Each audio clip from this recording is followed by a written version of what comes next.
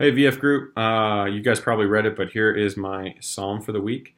It says, shout praise to the Lord, for he is jealous of his people. He is mighty in battle and defeats all his adversaries.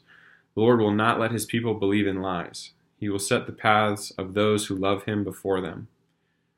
Rise, you peoples, give praise to the Lord, for he will not be put to shame. I think basically just explanation wise on that, I think I really appreciated listening through the Psalms where God seemed mightiful, and not so kind even. I know that's kind of weird, but I feel like I came across so many Psalms in this week's activity that just talked about asking for help and that the Lord was good and that the Lord was strong and that He fights against those idols that kind of defile His name. And so that's sort of what I was kind of going for. I think, in our culture, there's just so many things at war that are calling for us to make them gods. And I think we like to maybe soften it in our American culture and say, well, that's okay.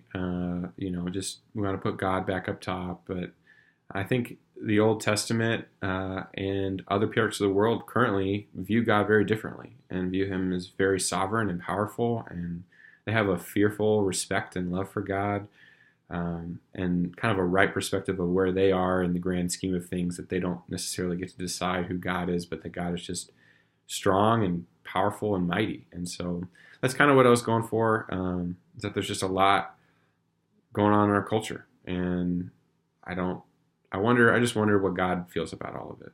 And I'm sure He's heartbroken, but I'm also sure that He is jealous.